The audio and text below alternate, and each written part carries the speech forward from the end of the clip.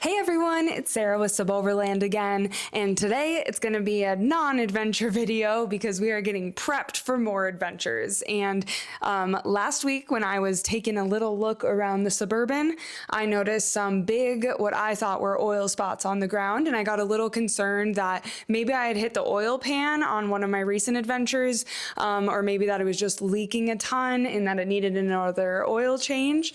So I wanted to let Grady know, and he gave me a call and told me to bring it in. So I dropped Big Red off last week, about 5 days ago, and Grady looked it over, ran it a little bit just to make sure everything was okay, and he actually let me know that everything was fine. So I was just a little paranoid, and everything's good, so I am gonna go pick Big Red up again. But first, Grady is gonna walk us all around and tell us everything that he looks at before he does a pre-trip, or what his little pre-trip inspection is. So I'm gonna take you guys along with me. Let's go get educated from Grady, our overlanding expert, and he's gonna show us what to look at and what to check before we take a big road trip to be as safe as possible. So let's go.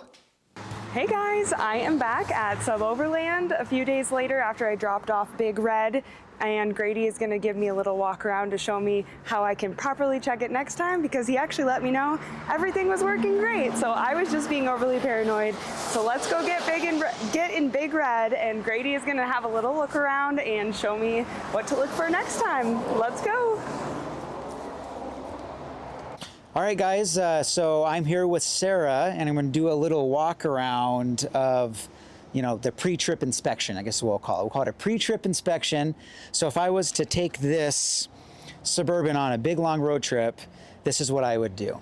So I would start with the tires, and I usually have, I have a little tool. These are like at gas stations or Amazon, Walmart, anything like that. And so I would just check tire pressures. So we are looking pretty good. Like I was like at 38. So if you see, you got 30, 35 in the middle, right, to 40. So I was almost at 40, and that's what I set these. And so they're usually around, 35 to 40, depending on what type of ride you want. So I would walk around, do all of that, and then I would then I would get into the engine compartment. To pop the engine compartment's pretty easy. Usually people will know this, but driver door, pop that. Sometimes they're a little bit harder than that, so you really have to put some strength in that. But for the most part, they're good to go. This vehicle's hood has been popped a lot, probably over the years. 300,000 miles, so people have been checking this. So now we have engine. This is a V8, so it has 4 cylinders on each side. And then you have your spark plugs and your ignition coils. And so if you really want to go really in depth, here's your spark plug, and that's your coil. So those are supposed to be pretty tight on there. Yeah, I can't even get it off. So I'm not saying you have to do this every time, but if you have a misfire or it's just not running right, that's something you can do. So you just visually, I will look at all of those, and just to kind of see that. And then let's go to engine oil first. So with engine oil, the vehicle needs to be not running and just kind of sat there. It's the best to do it in the morning, or just when you haven't started it yet, and the engine oil will be all the way down. But I ran this today, and so on the initial, you'll get it right there, but you're gonna wipe it so it's all clean. Okay. Again, not running, and then you'll go down, and we are good. I would say this is totally fine, which is a really good sign, because this is about, I think, 2,000 miles on this oil change so far. So you have those 4 dots, 5 dots. And so this, sorry if I could get in here, that dot all the way to that dot right there, Okay. that means 1 quart. Okay. And that's usually on every car. And then if you get below this, that's like another half a quart almost. So if you're not hitting the dipstick, meaning when you put this back into the vehicle and it doesn't show anything, you're at least 1.5 quarts low Okay. of oil. And that's not the end of the world, but it's obviously best to keep these things topped. Some reasons why it would be low on oil, 2 main reasons obviously. You've got if it's burning oil or leaking oil. And so if it's burning oil, I call that a loss of oil, so you're losing oil. And that can be a lot of different reasons. These 5.3s and this engine family, they'll burn a little oil sometimes, especially at 320,000 miles. This one doesn't, which is really cool. But sometimes you'll burn about 1 quart of oil, I would say, during an oil change. And if it's burning really badly, you'll see it out the tailpipe on like a cold startup. And so that's like the telltale sign of if it's burning oil. Now, if it's leaking oil, so if you come over here for a second, Sarah. So here is like your valve cover, this metal thing right here. Okay. And then underneath your spark plug and your coils is your valve cover. So down here, there's a gasket, and sometimes that will leak. This was leaking really bad, and when it leaks, it gets down onto your manifold here, and then it'll stink. It'll smell like burnt oil inside the cabin if you're sitting there idling. Yeah. I fixed that, but that's a really common one on these engines. And so that's probably what was on the ground. On the ground, let's go there next. Okay. So Sarah did notice a leak, where you're parking this. And what I'm thinking, it's not oil, it's probably power steering fluid. Okay. And so this unit right here is called a Hydro Boost. And it's my favorite braking system for the Suburbans. With one caveat, they leak. Okay. They unfortunately leak, and this one is leaking even though I've replaced it, which is a bummer because it is new. But that also happens too. Sometimes new parts, they just aren't like they used to. So what I'm thinking, it's leaking a little bit of power steering fluid, and then getting down there. And this is your brake fluid here. So sorry, it's leaking brake fluid, not power steering fluid. Okay. So your brake fluid's in here, and then your Hydro Boost. Anyway, but it's all a connected system. I don't want to get too into the weeds here, but that's what I'm thinking you're seeing here. And the solution, unfortunately, is just to top it off once in a while at this point. I could try to fix it again, and we probably will eventually, but it's kind of like it's hard to fix all of the leaks on these. Yeah. So that's why on my pre-trip I would come through. You can check in here and shake this to see where the level is. This is your brake fluid. So go to the brake fluid, check that. That looks great. Power steering. Did you top that off then? It wasn't even enough to top. Okay. Which this is a good point. So when you have a leak on the ground, like let's say it's like, I don't know, like that big, yes. Right? It's really not that much oil. It looks worse than it is on every leak, right? Now, obviously, I had one the other day, I call it like an active leak. And that means as you're like idling the vehicle, you can see it like puking out. Oh. That's an active leak. That's a showstopper. And that's when you shut off the vehicle. But if you leave it overnight and it has a couple little drops, I don't worry about those as much. And so and you don't have to either. During an oil change, you're not going to, lose much of that. So then I would check my power steering fluid. It's down here, and you do the same thing. You have a hot and a cold level. And so like this, so I'm right in the middle, which is fine. And this is what is leaking when you park the car, you're probably seeing it down here. Yes. Yep. And so this whole system right here is leaking. So I just need to get motivated to replace that unit again. So I'll hop in the car, start her up. So transmission fluid needs to be checked when the vehicle is running. And so I'll get in, go into reverse, neutral, drive, 3, 2, 1, back up through all of that, reverse again, park, leave it in park, and we're gonna go check it.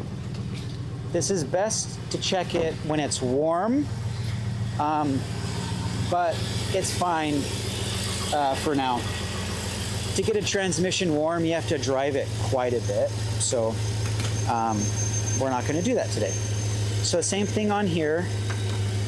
You have cold, it says cold right down here, and hot. So we're gonna be checking, it's obviously cold, so we're gonna see if it's around here. If the transmission is hot, like after a big drive on the highway, you'll wanna see it up here. Okay. Let's see where we're at. Same style of dipstick, except for it has a lock. And we are, you can see there, I might be a little low here. It's hitting the cold, but I would like to see it a little bit more. And I would say it's about half a quart low. And so I might add a little bit of oil here. That's transmission. Okay. Red transmission, yellow for oil. Perfect. And then also check the coolant. Now it's running, so you're gonna have some pressure on it, and so it's, but it's not hot, so you can, unscrew it when it's not hot.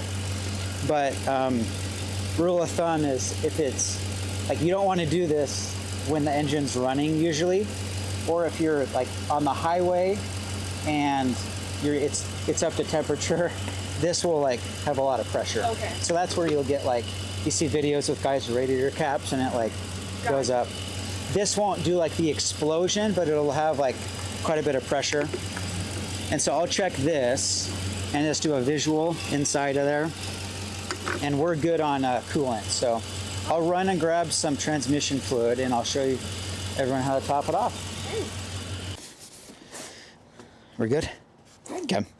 So for transmission fluid, every vehicle has a certain type of fluid, especially for, so engine oil, I use Valvoline also. It's 5W30 for pretty much all GM vehicles up to 2014. And so that's a pretty, across the board. And engine oil, you don't have to worry too much. There's some really cruddy engine oil out there at like gas stations that you should never use like to do a full oil change. But if you're in a pinch, you can use those. But you're gonna have a certification on the back. I forgot the name for it, but you'll have, just go with like the major brands for oils if you're doing the full oil change. In a pinch, throw whatever you can in there. And then for the transmission fluid, this is Valvoline again.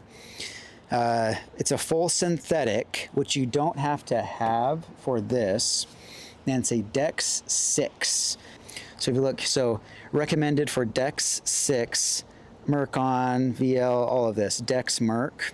So Dex 6 is what they started using on transmissions in 09 on GM. But you can, what's the word for it? You can go back. You can back, there's a word for this. Some mechanic guy out there is going to be like, oh, it's this word. But you can use Dex 6 on Dex 3 vehicles. So this was a Dex 3 originally, but from the factory. They put Dex 3 fluid in. But I can use Dex 6 in it, and you can mix it. Usually you don't mix fluids, but with transmission fluid you can. So after all of the fluids, So we've done fluids, tires, and for the other fluids too, underneath the vehicle, you don't need to like get a creeper. A creeper is like a tool that, not a creeper, that's funny. People think that creeper is some other word, but it's something you lay on and you go underneath the car. So you don't need to like buy a creeper in the parking lot and like see what's going on underneath. You can visually just look. And so I will have, before my trip, I'll have it parked on like a pretty clean spot, like in my driveway maybe. And then I'll get down and see if there's any major, leaks. This we couldn't do it, but I think Sarah's been noticing that there's a leak in the front of the vehicle that we've kind of confirmed, and nothing in the back, so I feel pretty good about that. So we'll go to lights next. So I'll just hop in here, turn on my headlights. Okay, so these are my low beam, they look good. My markers are on. And I'll walk to the back.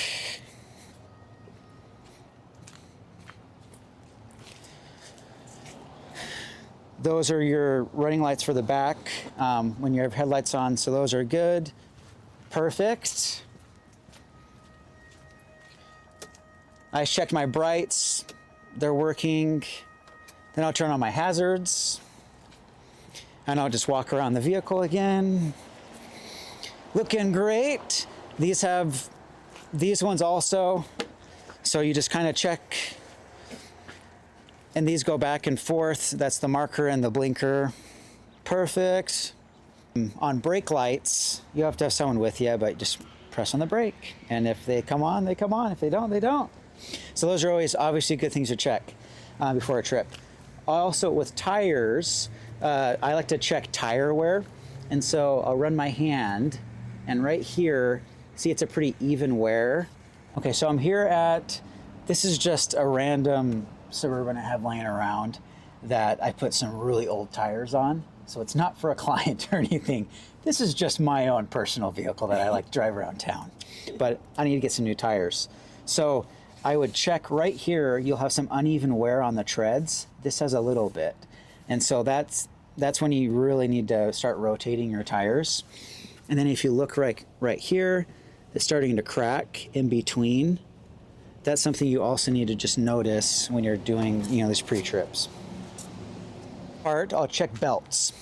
So, and again, this is pretty, you can get as thorough as you want on these, but so on belts, I'll check, if you look in here, these ones are pretty new, I believe, but they'll have cracking on the ridge, on the rib parts there, if it's old. So this is good.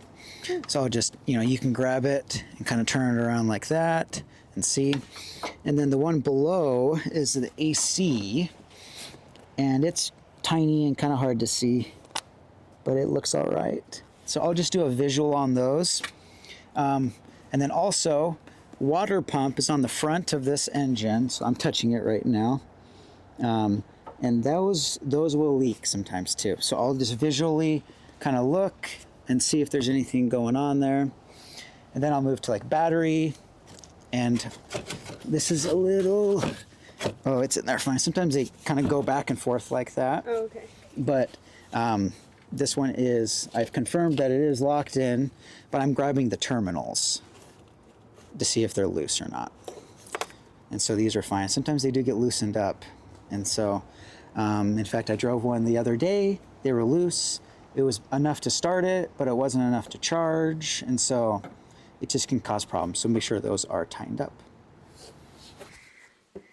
All right, I don't know about you guys, but I learned so much from having Grady just show everything that he checks and what to look for on the oil. I did check the oil myself, and I didn't realize that, it really only showed that bit of it. I was expecting more of that stick to be covered in oil. So that was kind of a reason that I panicked in the first place, was that it was only this much, but that is accurate. So it is really good to know just coming away with more knowledge than I went there with. So I'm excited now to keep cruising it around, and it was really neat to hear what Grady has changed on the vehicle and what some of his future plans are with it too.